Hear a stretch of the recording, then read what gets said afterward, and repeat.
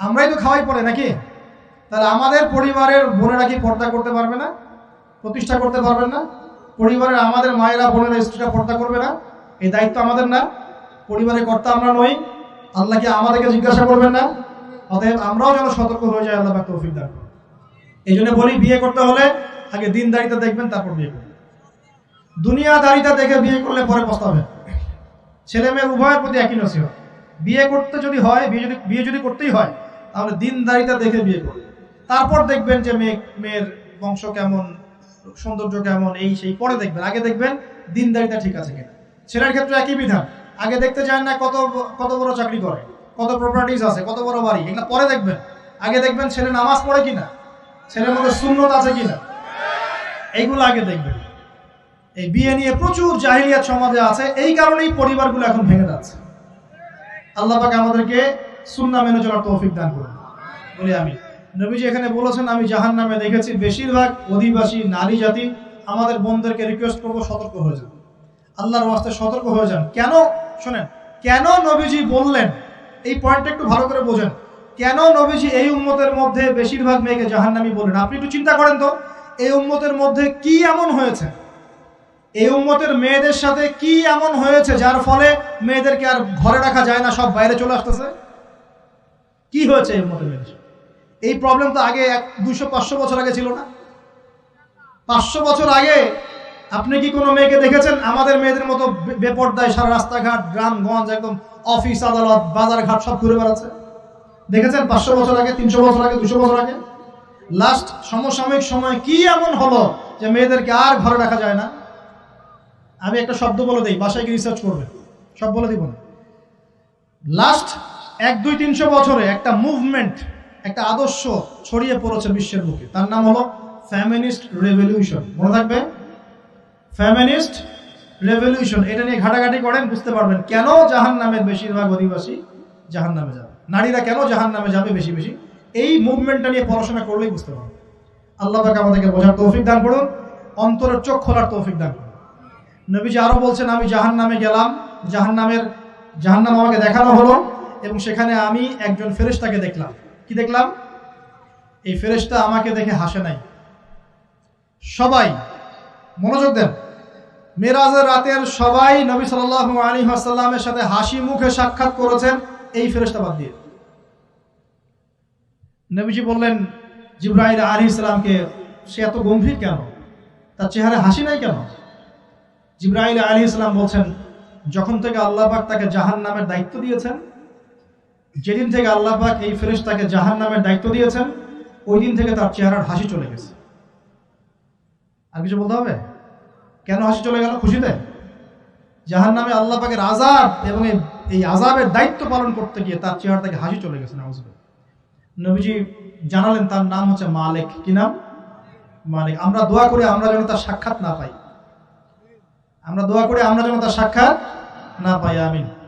এবার নবী সাল্লাল্লাহু আলাইহি ওয়াসাল্লাম আসছেন, আসার সময় সুঘ্রাণ পাচ্ছেন, সুঘ্রাণ। ও একটা কথা বলি নাই, জান্নাতে তিনি যখন দেখলেন, সেখানে দেখলেন যে এখানে বেশিরভাগ অধিবাসী হচ্ছে এই উম্মতের গরিব মানুষরা। এই উম্মতে কারা? গরিব মানুষ, টাকা পয়সা কম, এত হিসাব কিতাব নাই, 5 ওয়াক্ত নামাজ পড়ে, রোজা রাখে, সাধ্যমতো দান সদকা করে, সত্য কথা বলে, জান্নাতে চলে যাবে ইনশাআল্লাহ। গরিবদের 500 বছর আগে, কত বছর আগে? তার মানে এই উম্মতের যদি কেউ গরিব হয়ে থাকি আমরা, কষ্টের কিছু আছে? ইনশাআল্লাহ কষ্টের কিছু নাই। তারপর নবীজি আসছেন, তিনি বলছেন যে আমি একটা মিষ্টি জান্নাতি সুঘ্রাণ পেলাম। আমি জিজ্ঞাসা করলাম এটা কোত্থেকে আসছে? তখন জিবরাইল আলাইহিস সালাম বললেন, এই ঘ্রাণ আসছে ফেরাউনের মেয়ের চুল আঁচড়ে দিত একজন দাসী, হঠাৎ একদিন চিরুনি পড়ে গেল হাত থেকে, সে বিসমিল্লাহ বলে চিরুনি উঠিয়েছে, আর দাসী শুনে নিয়েছে। বিসমিল্লাহ মানে কি? আল্লাহর নামে মানে কি? তোমার কি ফেরাউন আমার বাবা ছাড়া আরো কোনো ইলাহা আছে নাকি?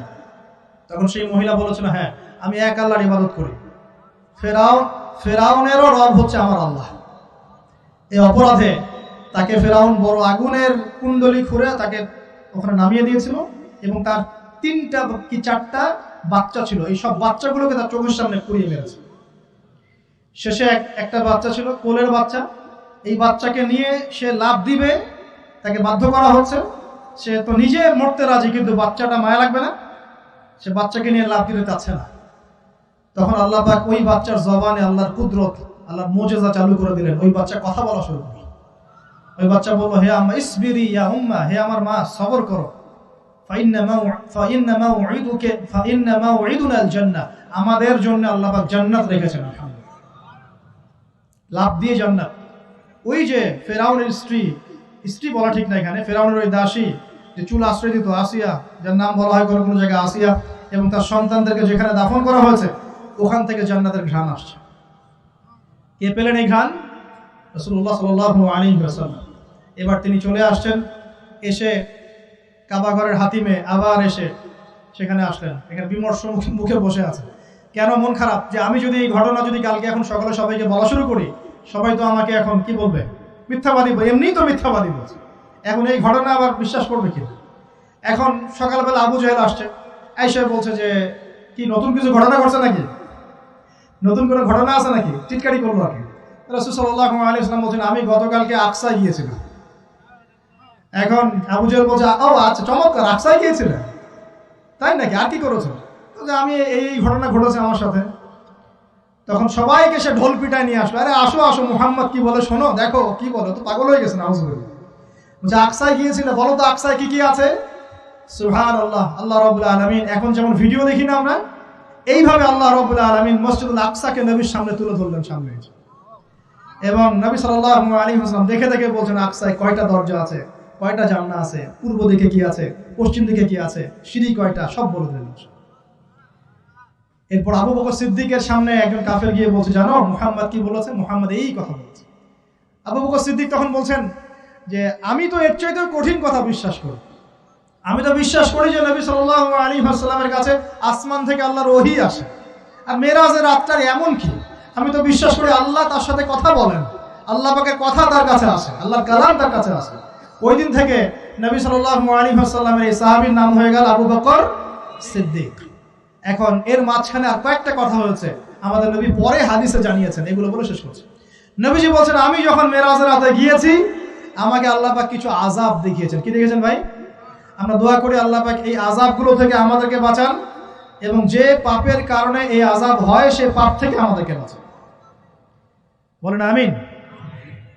আর একটা কথা বলে রাখি, যেহেতু নবীকে এই আযাবগুলো দেখানো হয়েছে, অন্য কোনো নবীকে কিন্তু দেখানো হয় নাই। কাকে দেখানো হয়েছে?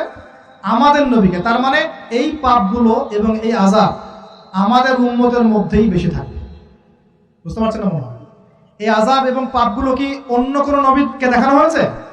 আমাদের নবীকে দেখানোর কারণ কি? কারণ আপনার উম্মতের মধ্যে এই পাপগুলো ছড়াবে বেশি, এবং আপনার উম্মতের একটা অংশ এই আযাবগুলো ভোগ করবে। কি আযাব? নবীজি যাচ্ছেন, দেখছেন, যুবকরা শুনো ভালো করে, নবীজি দেখছেন একটা চুলা, কি ভাই, তন্দুর রুটি দেখেছেন যে চুলায় রান্না করে, ঠিক ওই রকম শব্দই হাদিসে এসেছে, তান্দুর। এই চুলা এমন চুলা যার মাথাটা হচ্ছে সরু, নিচের দিকটা মোটা, নিচে আগুন জ্বলছে, ভিতরে কিছু মানুষ আছে, নিচ থেকে আগুনের দাবদাহ আসছে। যখনই আগুন আসছে জাহান্নামের, তখন তারা ধাউ ধাউ করে উপরে উঠছে, আবার যখন আগুন নেমে যায় তখন তারা নিচে নেমে যায়। নবীজি মর্মান্তিক দৃশ্য দেখে বললেন যে এরা কারা, যাদেরকে এমন আযাব দেওয়া হচ্ছে? জিবরাইল আলাইহিস সালাম বললেন, যুবক ভাই শোনেন ভালো করে, জিবরাইল আলাইহিস সালাম বললেন, এরা হচ্ছে আপনার উম্মতের সেই সব ব্যক্তি যারা বিবাহ বহির্ভূত জিনা করেছে। এই পাপটা মারাত্মক। আল্লাহ পাক আমাদের সবাইকে পাপ থেকে ফিরে আসার তৌফিক দান করুন। এবং এই পাপ যদি করে থাকেন হতাশ হবেন না, তওবা করে আজকেই ফিরে আসবেন। তওবা করলে আল্লাহ পাক যে কোনো পাপ মাফ করে দেবেন ইনশাআল্লাহ। যে কোনো পাপ, তওবা খাস করতে হবে, কোনোদিন এই পাপে লিপ্ত হওয়া যাবে না। এই যে গত ৩-৪ দিন আগে একটা দিবস চলে গেল না, লক্ষ লক্ষ কোটি কোটি যুবক যুবতী পাপ করেছে, করে নাই? আর আমরা উস্কে দিয়েছিলাম কাছে আসার গল্প, অমুক তমুক, হাবি জাবি, কত কথা। আর এদের স্লোগানগুলো এত চটকদার, খুব মজা লাগে, খুব মজা, মুখরোচক ভাবে উপস্থাপন করে। আল্লাহ পাকের কাছে আসার গল্প করা যায় না, রাসূলের কাছে আসার গল্প করা যায় না। আসলে এখনকার মিডিয়াগুলো এতটাই নির্লজ্জ হয়ে গেছে। কেন বলছি শোনেন, ইসলামের সাথে শত্রুতা তো আছেই, কোনোদিনও আল্লাহর কাছে আত্মসমর্পণ করা লাগে এমন কোনো ওয়ার্ডও বলবে না। টাইটেল দিবে ভূমিকম্পের কাছে মানুষ কত অসহায়, টাইটেল দিয়েছে একটা। প্রাকৃতিক বিপর্যয়ের সামনে মানুষ কত অসহায়, প্রকৃতির কাছে মানুষ কত অসহায়, এসব টাইটেল দিয়ে ভিডিও দিচ্ছেন। ওই যে ভূমিকম্প ইস্যুতে একটাবারও বললো না যে এই আল্লাহ পাকের কাছে আল্লাহর শক্তির সামনে মানুষ কত অসহায়। ওই শব্দ ব্যবহার করা যাবে না। ওই শব্দ ব্যবহার করলে আপনি মৌলবাদী হয়ে যাবেন। যে প্রকৃতিটা কি? প্রকৃতি কে? প্রকৃতি কাকে বলে? কত প্রকার? প্রকৃতির স্রষ্টা কে? প্রকৃতি কে নিয়ন্ত্রণ করছে? ভূমিকম্পের কোনো ক্ষমতা আছে না? ভূমিকম্প যে দেয় তার ক্ষমতা আছে। এই সাগরের কোনো ক্ষমতা আছে? সাগরে যে জলোচ্ছ্বাস দেয় তার ক্ষমতা আছে। এই মাটিটাকে স্থির কে রেখেছে? এখন আমরা তো এখনো মহাবিশ্বে ঘুরছি না? এই যে ওয়াজ করছি যখন আমরা, এখনো পৃথিবীটা ঘুরছে। আমরা কি বুঝতে পারছি কে পৃথিবীকে স্থির রাখলো? কেউ বলবে না যে আল্লাহর আযাবের সামনে মানুষ কত অসহায়। হ্যাঁ, বলবে প্রকৃতির সামনে মানুষ কত অসহায়, ভূমিকম্পের সামনে মানুষ কত অসহায়। মানে এমন এমন চটকদার কিছু শব্দ দিবে, এই শব্দগুলো আপনাকে চিনিয়ে দিবে যে কারা আল্লাহর বাহিনী, কারা আল্লাহর দুশমনের বাহিনীর মধ্যে আছে।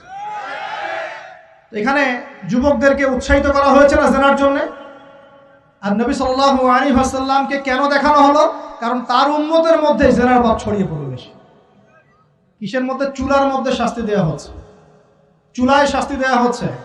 নবীজি বলছেন তাদের ভিতর থেকে এত দুর্গন্ধ বের হচ্ছিল যেন মনে হচ্ছিল যে কোনো পাবলিক টয়লেটের পাশ দিয়ে আমরা যাচ্ছিলাম। প্রিয় ভাই, আল্লাহর ওয়াস্তে জেনার ধার কাছেও যায় না। আল্লাহ পাক বলেছেন ওয়ালা তাকরাবু জিনা, জেনার কাছেও যেও না। তো এক নাম্বার শাস্তি কি রেখেছেন নবী সাল্লাল্লাহু আলাইহি ওয়াসাল্লাম? কিসের শাস্তি? তন্দুর চুলার মধ্যে আগুনের শাস্তি। কিসের পাপের কারণে? বলেন, জেনা। এই উম্মতে মুহাম্মাদের মধ্যে জেনা ছড়িয়ে পড়েছে কিনা? এখন আমরা কি এই স্রোতে গা ভাসাবো না দূরে থাকবো? আমরা হালাল উপার্জনের সোর্স তৈরি করব, করে হালাল বিয়ে করবো ইনশাআল্লাহ। হালাল উপার্জনের মাধ্যম তৈরি করবেন, করে বিয়ে করবেন ইনশাআল্লাহ। বিয়ের আগে কোনো পীড়িত নাই, সব পীড়িত বিয়ের পরে ইনশাআল্লাহ পারা যাবে ইনশাআল্লাহ। আর সব আগে ভাগে খেয়ে শেষ করে ফেললে পরে খাবেন কি? তাই না বিষয়টা? আচ্ছা, এবার সামনে যাই। নবী সাল্লাল্লাহু আলাইহি ওয়াসাল্লাম সামনে গেলেন, গিয়ে দেখলেন, এবার দেখলেন কিছু মানুষ বসে আছে। সামনে আছে টাটকা তরতাজা গোশত, একদম ধোঁয়া উঠতেছে, একদম মনে করেন ওই কালা ভুনার মতো। আর পাশে রাখা আছে পচা, নোংরা, আবর্জনাময় গোশত। এই মানুষগুলো ভালো গোশত খাচ্ছে না, এই মানুষগুলো পচা গোশতগুলোই খাচ্ছে, দুর্গন্ধযুক্ত। নবীজি বলেন এরা কারা? নবী সাল্লাল্লাহু আলাইহি ওয়াসাল্লামকে বলা হচ্ছে এরা আপনার উম্মতের সেই সব ব্যক্তি যারা বিবাহিত, ভালো করে শোনেন, এরা আপনার উম্মতের সেই সব ব্যক্তি যারা বিবাহ বহির্ভূত সম্পর্ক করেছে। মানে বিয়ে করার পরেও, বাসায় স্ত্রী থাকার পরেও বাইরে জেনা করেছে, বাসায় স্বামী থাকার পরেও বাইরে জেনা করেছে। এখন আমাকে বলেন তো, উম্মতে মুহাম্মাদের মধ্যে সমকালীন সময় এই ফিতনাটা ছড়িয়ে পড়ে নাই? পরকীয়া ছড়িয়ে পড়ে নাই? এটা হলো পরকীয়ার স্পেশাল শাস্তি। কারণ পবিত্র হালাল ফ্রেশ জিনিস ওদের ঘরে ছিল, খাইতে ভালো লাগে না, ওদের নোংরা পচা জিনিস খেতে ভালো লেগেছে। আল্লাহ পাক কিয়ামতের মাঠেও ওই এবং বারজাখের জীবনেও ওই একই শাস্তি দিবেন ইনশাআল্লাহ।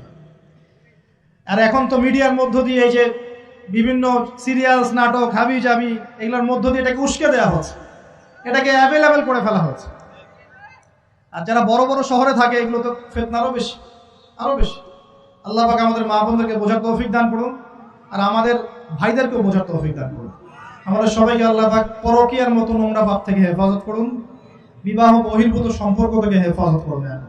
আরো সামনে যান। নবীজি দেখলেন এবার একটা রক্তের নদী। কিসের নদী ভাই? প্রশ্ন করবো কেন রক্তের নদী, উত্তর দিতে হবে। ওই রক্তের নদীতে আল্লাহ পাক কিছু মানুষকে রেখেছেন। ফেরেশতারা পাথর দিয়ে তাদের মাথা ফাটিয়ে দিচ্ছে, পাথর ছিটকে অন্য জায়গায় চলে যাচ্ছে, পাথর নিয়ে আসার মুহূর্তের মধ্যেই মাথা আবার জোড়া লেগে যাচ্ছে, আবার পাথর দিয়ে মাথা ফাটিয়ে দেওয়া হচ্ছে, আবার পাথর ছিটকে চলে যাচ্ছে। নবীজি জিজ্ঞাসা করলেন এরা কারা যাদেরকে শাস্তি দেওয়া হচ্ছে? নবী সাল্লাল্লাহু আলাইহি ওয়াসাল্লামকে জিবরাইল আলাইহিস সালাম বললেন এরা আপনার উম্মতের সেই সব ব্যক্তি যারা সুদখোর ছিল। কি ছিল? এখন বলেন রক্তের নদী কেন? বলেন, উত্তর দেন দেখি, কে বলতে পারবেন? বিসমিল্লাহ।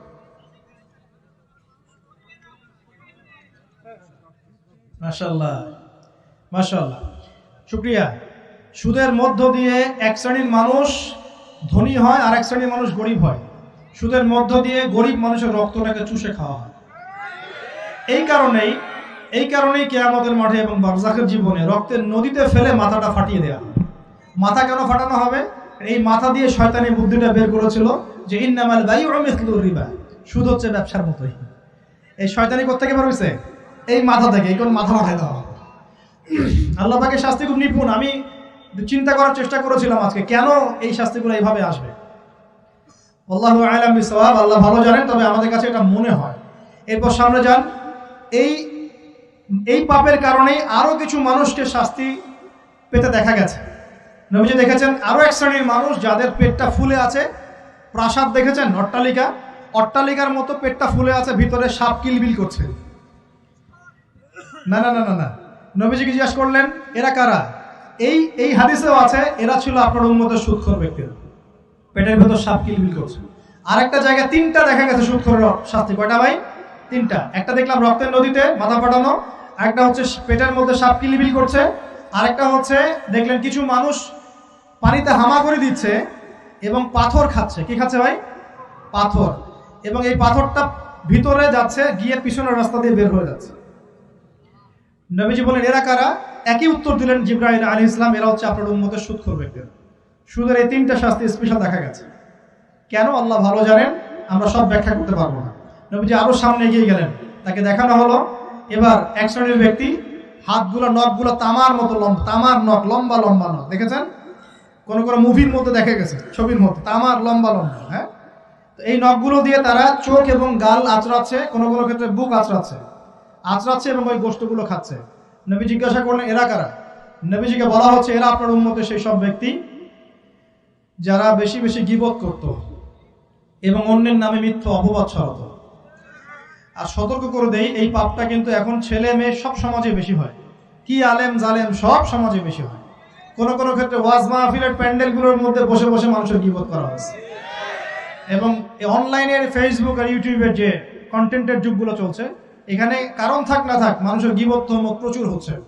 কোনো কারণে হোক অকারণে হোক, সতর্ক হয়ে যাবেন। আপনার দ্বারা আমার দ্বারা যদি কারো গীবত হয়, তামার নখ দিয়ে গাল আশ্রাতে হবে কিয়ামতের মাঠে। আল্লাহ পাক বাঁচা কেমন হেফাজত করবে। এবং এই পাপের আরেকটা শাস্তি দেখা হয়েছে, ওই যে নিজের ভাইয়ের গোশত ছিঁড়ে ছিঁড়ে খাচ্ছে। এই শাস্তিও নবী সাল্লাল্লাহু আলাইহি ওয়াসাল্লাম দেখেছেন গীবতের কারণে। আরো সামনে গেলেন, দেখলেন এক শ্রেণীর মানুষকে আগুন খাওয়ানো হচ্ছে এবং আগুনগুলো পিছনের রাস্তা দিয়ে বের হয়ে যাচ্ছে। জিজ্ঞাসা করা হলো তারা কারা? নবীজিকে বলা হচ্ছে এরা আপনার উম্মতের সেই সব ব্যক্তি যারা এতিমের মাল ভক্ষণ করত। এতিমের মাল অন্যায়ভাবে ভক্ষণ করে খেয়ে ফেলত। আছে কি নাই সমাজের মধ্যে? নবীজি আরো সামনে গেলেন, দেখলেন এক শ্রেণীর মানুষ কাঁধে অনেক বোঝাগুলো হালকা করার বদৌলতে উল্টা তারা বোঝা হালকা না করে আরো কিছু বোঝা ঘাড়ে নিচ্ছে। লাকড়ির বোঝা ঘাড়ে নিয়ে পথ চলার চেষ্টা করছে, কিন্তু পথ চলতে পারছে না। নবীজি বলেন এরা তো অদ্ভুত, এরা তো চাইলে বোঝা হালকা করে চলতে পারত, বোঝা আরো নিয়ে চলছে কেন? নবীজিকে বলা হচ্ছে এরা আপনার মধ্যে সেই সব ব্যক্তি যারা দায়িত্ব যতটুকু নিয়েছিল অতটুকু তো পালন করতে পারতই না, আরো দায়িত্ব চেয়ে নিত মানুষের কাছে। দায়িত্ব চেয়ে নেওয়ার সংস্কৃতি চলছে না এখন। যোগ্যতা থাক আর না থাক, মানুষ দায়িত্ব চাচ্ছে না। দায়িত্ব না দিলে লাভ করে। যোগ্যতা থাক না থাক, মানুষকে দায়িত্ব চেয়ে নিচ্ছে কিনা? দায়িত্ব নেওয়াটা বড় কথা নয়, পালন করাটা বড় কথা।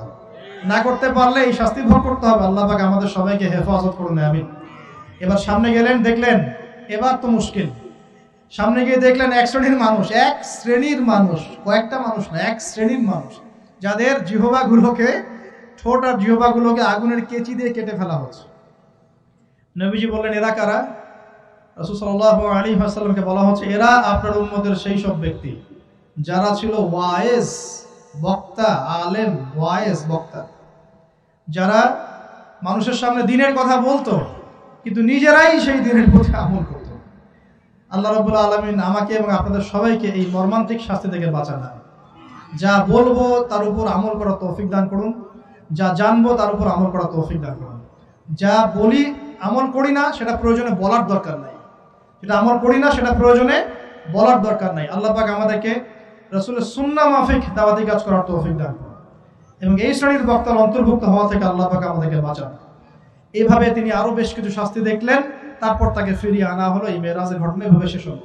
এখন এই পুরো মেরাজের ঘটনা আমরা যা শিখলাম, রাসূলুল্লাহ সাল্লাল্লাহু আলাইহি ওয়াসাল্লামের এই মেরাজ উম্মতে মুহাম্মাদের জন্য খাস কিনা, আমাদের জন্য খাস কিনা? এরকম ঘটনা কি বিশ্বে আর কোথাও ঘটেছে? এই পুরো হিস্ট্রির মধ্যে কি এরকম ঘটনা কখনো ঘটেছে? অন্য কোন নবীর সাথে ঘটেছে? অন্য কোন উম্মতের সাক্ষী আছে? আমরা সাক্ষী আছি, আমাদের নবীর সাথে ঘটেছে। আমাদের নবীর ক্ষেত্রে জীবনে এই বিস্ময়কর ঘটনা একবার ঘটেছে। আল্লাহ পাক কি কোনো নবীকে তার কাছে নিয়ে ওহী করেছেন? আসুন এই মেরাজে যে বিষয়গুলো আমরা শিখলাম, আমরা সবাই এর উপর আমল করার চেষ্টা করি। আল্লাহ পাক তৌফিক দান করুন। প্রথম কথা, 5 ওয়াক্ত নামাজ হাদিয়া এসেছে, ছাড়বো কি ইনশাআল্লাহ? আল্লাহ পাক সবাইকে 5 ওয়াক্ত নামাজ পড়ার তৌফিক এনায়েত করুন, বলি আমিন। 2 নাম্বার, সূরা বাকারার যে শেষের আয়াতগুলো সেগুলো আমল করবো তো ইনশাআল্লাহ? আল্লাহ তৌফিক এনায়েত করুন, বলি আমিন। তৃতীয়ত হচ্ছে, শিরকের পাপে লিপ্ত না হলেই জান্নাতে যাবো ইনশাআল্লাহ। শিরকের পাপে লিপ্ত হবেন কখনো? আল্লাহ পাক শিরক কি কেন বোঝার তৌফিক দান করুন, শিরক মুক্ত আমল করার তৌফিক দান করুন। যে শাস্তিগুলো দেখে এসেছেন নবী সাল্লাল্লাহু আলাইহি ওয়াসাল্লাম, আমাদের মা বোনদেরকে কি বেপরদায় রাখবো?